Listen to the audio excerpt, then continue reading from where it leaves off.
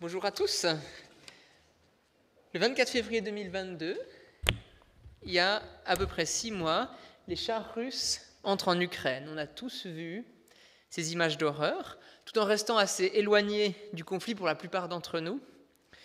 Et pour le peuple ukrainien, c'est une menace existentielle, parce que le président russe, il considère l'Ukraine comme une partie de la Russie. Pour lui, l'Ukraine, c'est juste un petit bout de Russie.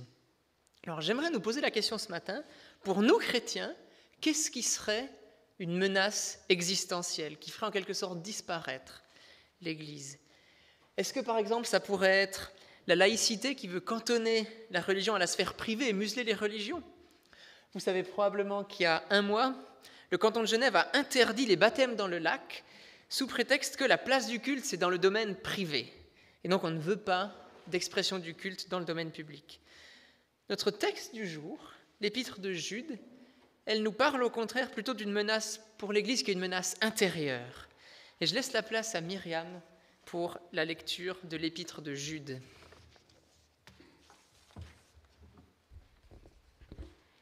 Jude, serviteur de Jésus-Christ et frère de Jacques, salue ceux que Dieu a appelés, qui sont aimés de Dieu le Père et gardés pour Jésus-Christ. Que la bonté, la paix, l'amour de Dieu vous soit pleinement accordé. Mes chers amis, j'avais le vif désir de vous écrire au sujet du salut qui nous est commun. J'ai vu la nécessité de le faire maintenant afin de vous recommander de lutter pour la foi qui a été transmise une fois pour toutes à ceux qui appartiennent à Dieu. Car des hommes dont la condamnation est depuis longtemps annoncée dans l'Écriture se sont infiltrés parmi nous. Ils n'ont aucun respect pour Dieu et travestissent en débauche la grâce de notre Dieu en reniant Jésus-Christ, notre seul Maître et Seigneur. Laissez-moi vous rappeler des faits que vous connaissez bien. Après avoir délivré son peuple de l'esclavage en Égypte, le Seigneur a fait périr ceux qui avaient refusé de lui faire confiance. Dieu a gardé enchaînés à perpétuité dans les ténèbres pour le jugement du grand jour les anges qui ont abandonné leur demeure au lieu de conserver leur rang. Les habitants de Sodome, de Gomorrhe et des villes voisines se sont livrés de la même manière à la débauche et ont recherché des relations sexuelles contre nature. C'est pourquoi ces villes ont été condamnées à un feu éternel, elles aussi, et servent ainsi d'exemple. Eh bien, malgré cela, ces individus font de même. Leur rêverie les entraîne à souiller leur propre corps, à rejeter l'autorité du Seigneur et à insulter des êtres glorieux du ciel. Pourtant, l'archange Michel lui-même, lorsqu'il contestait avec le diable et lui disputait le corps de Moïse, se garda bien de proférer contre lui un jugement insultant. Il se contenta de dire que le Seigneur te punisse. Mais ces gens-là insultent ceux qu'ils ne connaissent pas. Quant à ceux qu'ils connaissent par instinct, comme les bêtes privées de raison, cela ne sert qu'à leur perte. Malheur à eux. Ils ont marché sur les traces de Caïn par amour du gain. Ils sont tombés dans la même erreur que Balaam. Ils ont couru à leur perte en se révoltant comme Corée. Leur présence trouble vos repas communautaires. Ils se remplissent de la panse sans vergogne et ne s'intéressent qu'à eux-mêmes. Ils sont pareils à des nuages qui ne donnent pas de pluie et que les vents emportent, à des arbres qui, à la fin de l'automne, n'ont encore donné aucun fruit. Ils sont 2 fois morts, déracinés. Ils ressemblent aux vagues furieuses de la mer qui rejettent l'écume de leur honte, à des astres errants auxquels est réservée à perpétuité l'obscurité des ténèbres. À eux aussi s'applique la prophétie d'Enoch, le 7e patriarche depuis Adam, qui dit « Voici, le Seigneur va venir avec ses milliers d'anges pour exercer son jugement sur tous et pour faire rendre compte à tous ceux qui ne le respectent pas de tous les actes qu'ils ont commis dans leur révolte et de toutes les insultes que ces pécheurs sacrilèges ont proférées contre lui. Ces hommes-là sont d'éternels mécontents, toujours à se plaindre de leur sort et entraînés par leurs mauvais désirs. Ils tiennent de grands discours et flattent les gens pour en tirer profit. Mais vous, mes chers amis, rappelez-vous ce que les apôtres de notre Seigneur Jésus-Christ ont prédit. Ils vous disaient « À la fin des temps viendront des gens qui se moquent de Dieu, qui vivront au gré des désirs que leur inspire leur révolte contre Dieu. » Eh bien, il s'agit de ces gens-là. Ils causent des divisions, ils sont livrés à eux-mêmes et n'ont pas l'esprit de Dieu.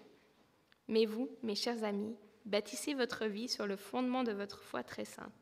Priez par le Saint-Esprit.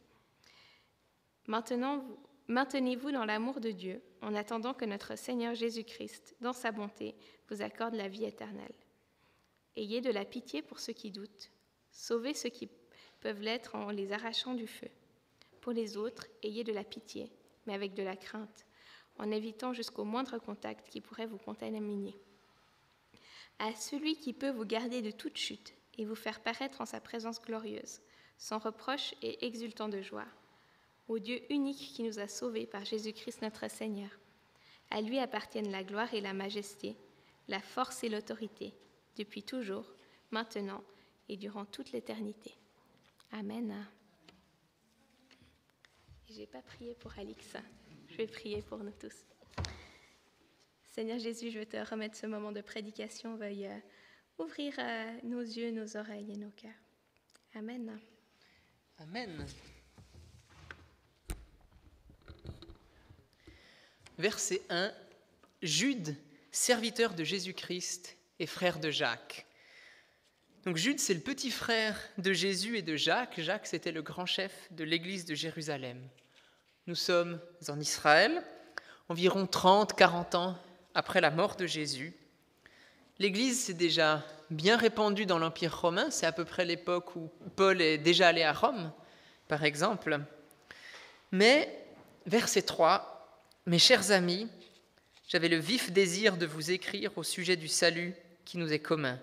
J'ai vu la nécessité de le faire maintenant, afin de vous recommander de lutter pour la foi qui a été transmise une fois pour toutes à ceux qui appartiennent à Dieu. » Il y a quelque chose qui ne va pas. Il y a urgence à écrire aux églises juives en Israël pour Jude. Il voulait écrire, mais là, il se dépêche de le faire. Et d'ailleurs, au même moment, l'apôtre Pierre, il va envoyer presque exactement le même message dans sa deuxième épître. Si vous lisez 2 Pierre 2 et Jude, en parallèle, ça se lit très bien. C'est un peu comme quand on lit l'évangile de Matthieu et l'évangile de Marc qui racontent les mêmes histoires. Donc ce message, il était assez important pour qu'il y ait plusieurs dirigeants qui l'envoient indépendamment à plusieurs églises.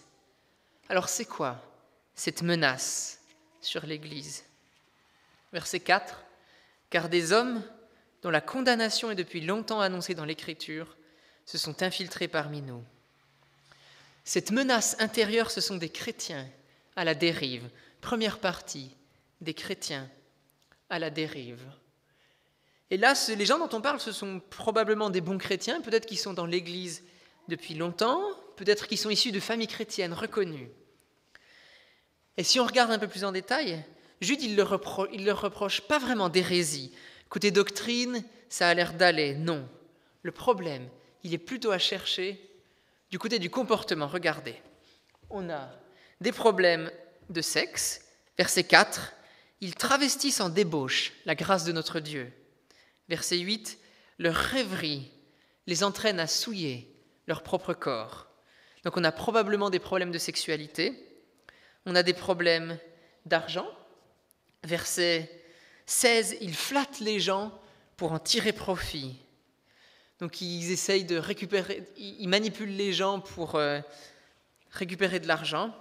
Verset 11, « Par amour du gain, ils sont tombés dans la même erreur que Balaam. » Alors Balaam, si vous ne connaissez pas, c'est ce prophète païen qui, en Nombre 22, va accepter de l'argent et n'écoute pas Dieu.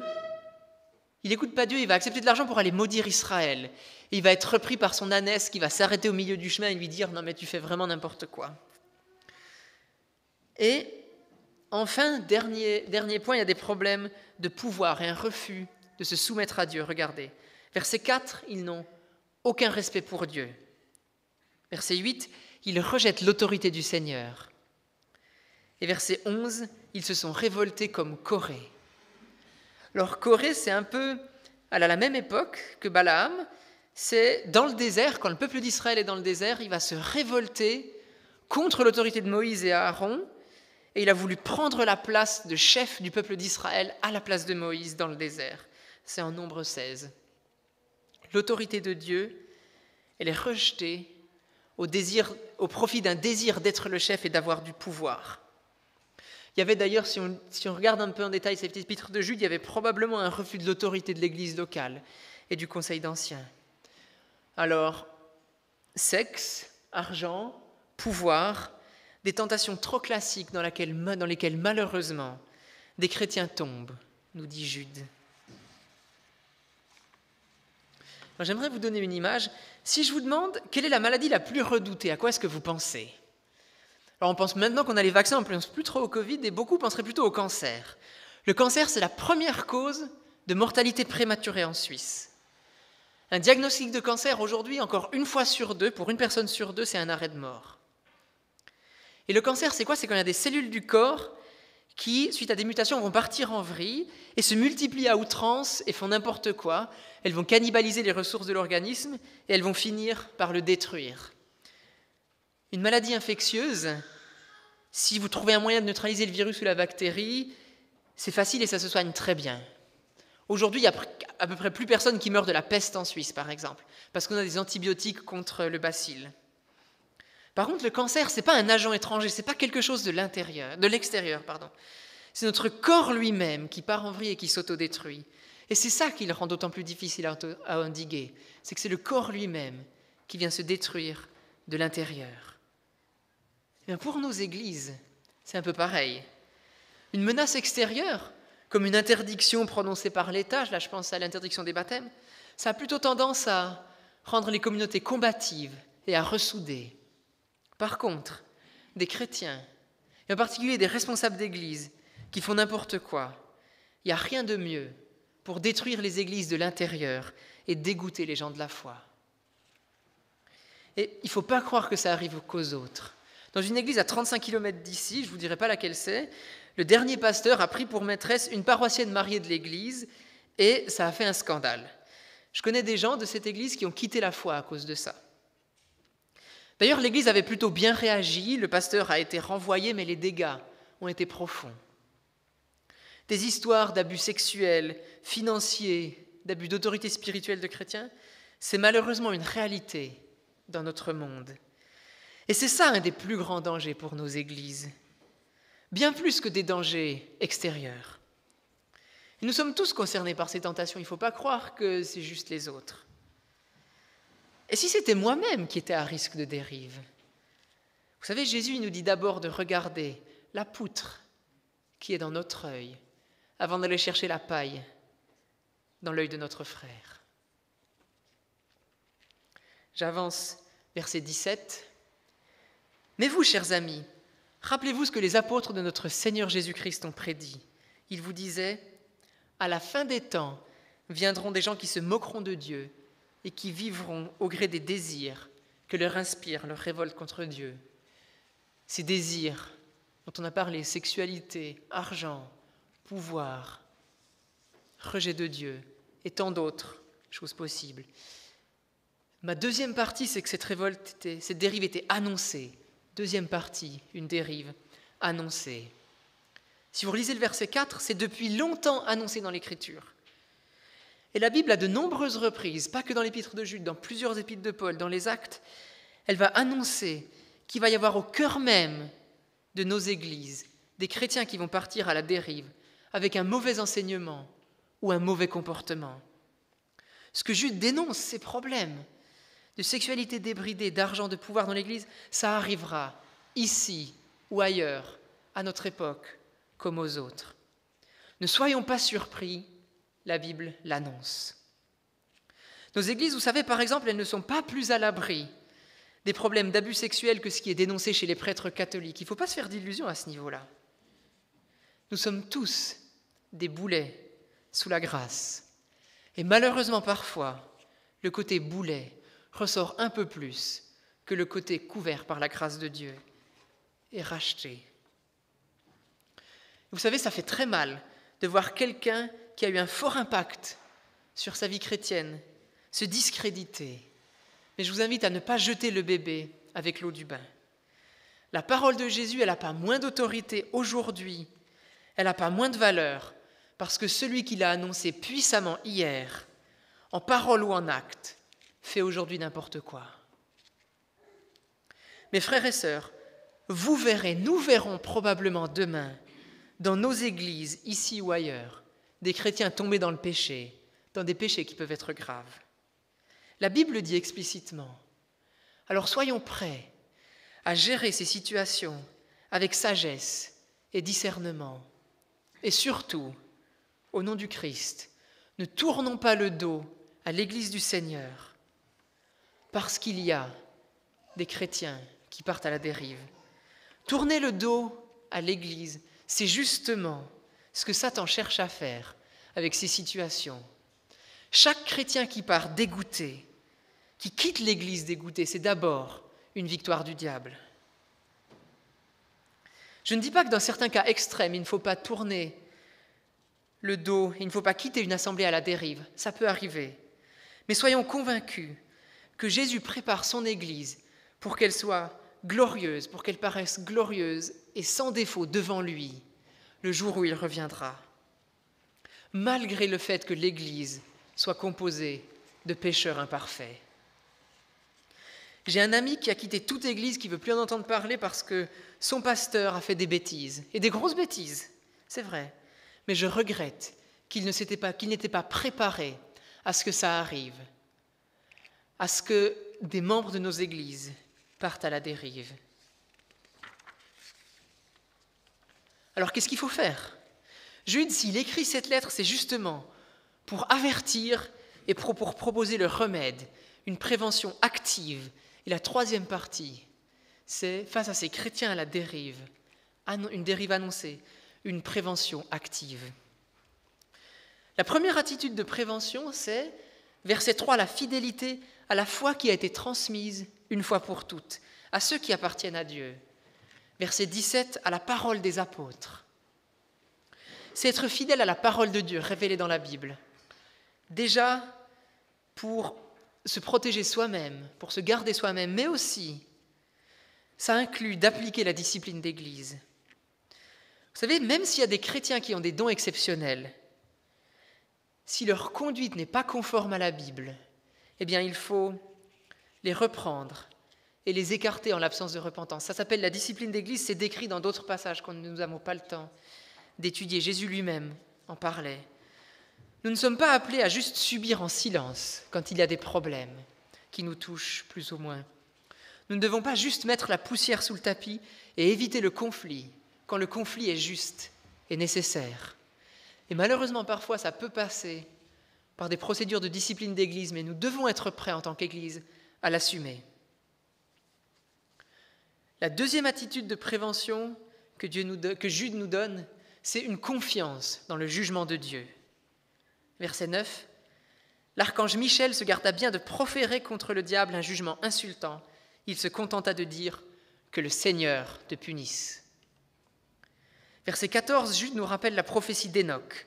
« Voici, le Seigneur va venir avec ses milliers d'anges pour exercer son jugement sur tous et pour faire rendre compte à tous ceux qui ne le respectent pas de tous les actes qu'ils ont commis dans leur révolte. » Alors, petit éclairage, le combat de l'archange Michel contre le diable, c'est dans le livre de l'Assomption de Moïse, et la prophétie d'Hénoch, c'est dans 1 Hénoch.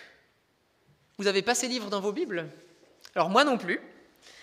C'est des livres qui ont été écrits en fait entre la fin de l'Ancien Testament et la vie de Jésus.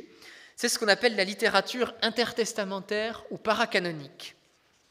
Et Jude, il ne les cite pas comme il cite des livres divins, comme il citerait la Bible. Si je vous dis un jour dans une prédication sur la colère mène à la haine, et la haine mène à la souffrance. Vous aurez reconnu Maître Yoda dans Star Wars, la menace fantôme. Et je trouve que ça illustre assez bien certains risques de la colère. Et pourtant, Yoda, ça n'a rien de biblique. J'aimerais vous suggérer que quand Jude cite des écrits apocryphes, c'est pareil. Il utilise des références que ses auditeurs connaissent, parce que ses auditeurs, ils lisaient ces livres paracanoniques. Il utilise des références culturelles pour illustrer son propos, mais il ne leur donne pas plus le statut d'écrit divin que moi je ne donne à Star Wars, le statut de texte biblique. Je vous invite à revenir à Jude, je ferme la parenthèse. Verset 5, après avoir délivré son peuple de l'esclavage en Égypte, le Seigneur a fait périr ceux qui avaient refusé de lui faire confiance. Dieu a gardé, enchaîné à perpétuité dans les ténèbres pour le jugement du grand jour, les anges qui ont abandonné leur demeure au lieu de conserver leur rang. Verset 7. Sodome et Gomorrhe ont été condamnés à un feu éternel. Dieu jugera les chrétiens à la dérive pour ce qu'ils font. Le jugement, c'est notre affaire. Ce n'est pas notre affaire, pardon, c'est celle de Dieu. Le jugement n'est pas notre affaire, c'est celle de Dieu. Jude, il nous dit que Dieu s'intéresse à ce qui se passe dans son Église. Il s'intéressait à l'époque du désert, à ce qui se passait dans son peuple. Et aujourd'hui, il voit ce que nous faisons, il voit ce qui se passe dans nos assemblées. Et il fera rendre des comptes à chacun. Vous connaissez peut-être cette parole de Paul en Romains 12. « Mes amis, ne vous vengez pas vous-même, mais laissez agir la colère de Dieu. Voici votre part. Si ton ennemi a faim, donne-lui à manger. Ne te laisse jamais dominer par le mal. Au contraire, sois vainqueur du mal par le bien. » Mes frères et sœurs, si demain, vous pensez être dans une situation d'abus spirituel de la part d'un frère ou d'un responsable d'église, il y a d'un côté la procédure officielle de discipline d'église à mener. Mais en dehors de cette procédure, s'il vous plaît, pas de commérage. Vous voyez très bien de quoi je parle. « Ah, machin, il m'a fait ça, et on va bavarder dans le dos. » Pas de vendetta, pas de vengeance personnelle, pas de coups dans le dos, pas de savonnage de planche. Tout ça, c'est ce qui va justement faire dérailler nos églises. C'est Dieu qui s'occupe de jouer les gros bras. Ce n'est pas à nous de faire justice nous-mêmes. Verset 21.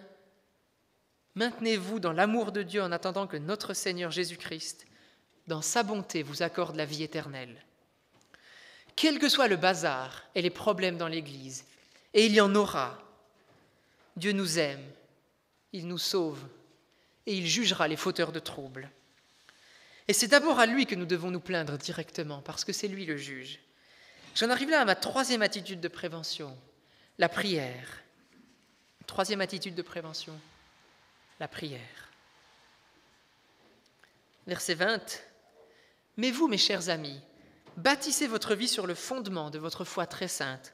Priez par le Saint-Esprit. » Si vous avez un doute face à une situation, si vous vous sentez opprimé, si vous voyez un frère injustement traité dans l'Église, la première chose à faire, c'est de prier. Verset 9, l'ange qui dit que le Seigneur te punisse, c'est une forme de prière. C'est un appel au jugement de Dieu qui est une prière à Dieu. Il s'adresse avant tout à Dieu. Vous savez, si vous regardez dans la Bible, dans certains psaumes, David, il vide complètement son sac. Il se lâche, il dit des trucs, on peut être choqué, mais il les dit à Dieu. Et dites à Dieu quand vous pensez que ça ne va pas, c'est la première chose à faire. Criez à lui ce que vous pensez être l'injustice de certaines décisions pastorales. Demandez-lui de mettre en lumière les problèmes. Et je vous promets qu'il répondra. Peut-être qu'il apaisera votre cœur et vous permettra de voir différemment les choses et de comprendre que ce qui se passe n'est pas forcément si injuste. Peut-être qu'il permettra que le poteau rose soit découvert et que les fautifs soient disciplinés. C'est une autre réponse possible à la prière face aux dérives dans nos églises. Avec Dieu, la communication, elle doit être grande ouverte. Dites à Dieu tout le mal que vous pensez de certains. C'est Dieu d'abord qui doit entendre nos prières. D'ailleurs, c'est important, cette prière, c'est important de dire à Dieu ce mal que vous pensez. Parce que de toute façon, si on le refoule, ça finira par exploser. C'est une certitude. Mais par contre, une fois que vous avez dit le fond de votre pensée à Dieu, c'est Dieu qui intervient et c'est Dieu qui juge. Demandons-lui d'ailleurs aussi de nous empêcher de faire nous-mêmes le mal dans ces situations difficiles, parce que ça va très vite de jeter de l'huile sur le feu et d'être plus une source de division qu'un artisan de paix. Verset 24. Dieu peut nous garder de toute chute et nous faire paraître en sa présence glorieuse, sans reproche et exultant de joie. Dieu peut nous garder de toute chute. Demandons-lui de mettre en œuvre cette promesse.